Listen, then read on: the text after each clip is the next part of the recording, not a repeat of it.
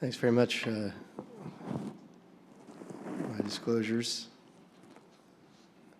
I just want to make a few points about drug delivery, which has been discussed today, and I've talked about this with the fellows earlier this week. But I think that irrespective of the mode of drug delivery, the thing that we care most about clinically is whether you get an optimal drug concentration, and the drug concentration at steady state is what dictates the clinical effect. And so we've been talking a lot about drug-coated balloons, but as you know, with a bolus of drug delivery, there's going to be a rapid decay of drug concentration in the artery. And in contradistinction to this type of drug delivery, a drug-eluting stent has a more sustained drug delivery profile. And it's really the area under the curve between the time of drug delivery and the concentration that's going to dictate the clinical effect. This has been recapitulated in clinical and preclinical models. This is data from Juan Granada at CRF demonstrating that not all drug-coated balloons have the same kind of pharmacokinetic profile. If you look here in the dashed line, the Lutonix balloon delivers the highest peak concentration after initial deployment, but then the drug levels rapidly decay away over time. And in contradistinction to this, other balloons, such as the Ranger or the Impact, have more gradual loss of drug concentration over time, and this may be well correlated with its drug effect and its clinical efficacy. We've written a review on this recently and made our own tables with drug-eluting stents, and you can see with the Zilver PTX drug-eluting stent, which I'll talk about more in detail shortly, despite the fact that a lot of the payload of drug is delivered relatively rapidly, there's still a sustained drug level over time that allows for a more drug-eluting stent-like profile of drug delivery, and we'll see perhaps even more of this with the upcoming Eluvia drug-eluting stent. So I think the drug delivery modality does make a difference in terms of clinical efficacy.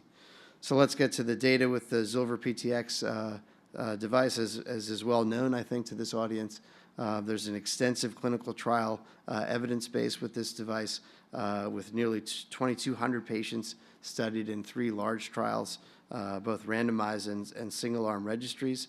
We're going to focus on not only the pivotal data, but also the Japanese post-market surveillance data that now subsumes over 900 patients. The anatomy of the drug-eluting stent is well known to everybody. There's a Zilver stent scaffold with a polymer-free paclitaxel coating of 3 micrograms per square millimeter in a matrix up to 120 millimeters. The pivotal data was randomized with primary DES implantation versus POBA and secondary randomization after failure of balloon angioplasty with a relatively short mean lesion length, as was alluded to by Brian D. Robertus in the last talk. Many of the early trials are with short lesion lengths, and it's not surprising that we have excellent freedom from TLR and also primary patency with 66% versus 43% at an impressive 5 years of clinical follow-up, which has already been published in the last year. When looking at the rest of the clinical trial database for Zilver PTX, the Japanese post-market surveillance, again, is over 900 patients, and all patients were treated with Zilver PTX with no exclusion criteria. So talking about complex lesion subsets, as is the discussion this morning, this cohort of patients clearly subsumes those patients, and follow-up out to 5 years will eventually be available. You can see that the patient's median age is older. It's nearly 75 years, a higher prevalence of diabetes, and a significant prevalence of renal failure and renal disease, which comes with it concomitant calcification of the vessels. Again, lesion lengths are also longer, 15 centimeters. In-stent restenosis is included. There's a significant number of patients with poor runoff and a greater number of patients with critical limb ischemia, all markers an epiphenomena of greater complexity of the lesion subset. The initial 12-month data were published in JACC Interventions in 2016. Again, to recapitulate, mean lesion length of 14 centimeters with a high prevalence of CTOs and in-stent restenosis. And the freedom from TLR at 18 months was presented in this paper with 91% freedom from TLR 12 months. I think incredibly impressive given the lesion complexity. There were no very small number of fractures identified in 1,066 stents at this one-year time point. And now from recently presented data out at 3 years, you can see that freedom from TLR is an impressive 80% in the post-market registry from Japan. And primary patency, which is not yet available, is mirroring that of the randomized control trial quite closely, despite the extended length of the lesion and complexity of the lesion subset.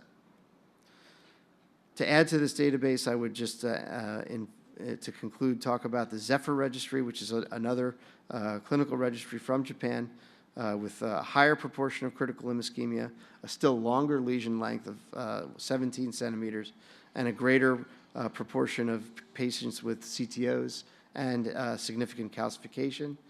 And looking at these patient subsets, a couple of interesting findings. One is that restenosis rates using binary restenosis with duplex ultrasonography was relatively high, but major adverse event rates were reasonable, including clinical TLR.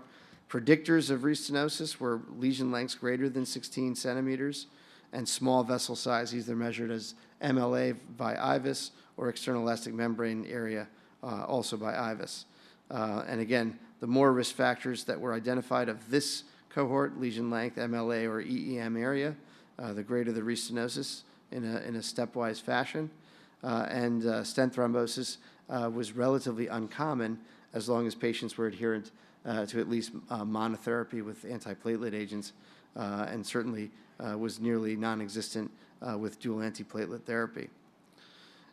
Interestingly, from this cohort, the pattern of restenosis that was observed, Tosaka 1, 2, and 3, was about 50% relatively focal disease, 25% more diffuse disease, and about 25% long segment occlusion, which is the most vexing kind of restenosis to address.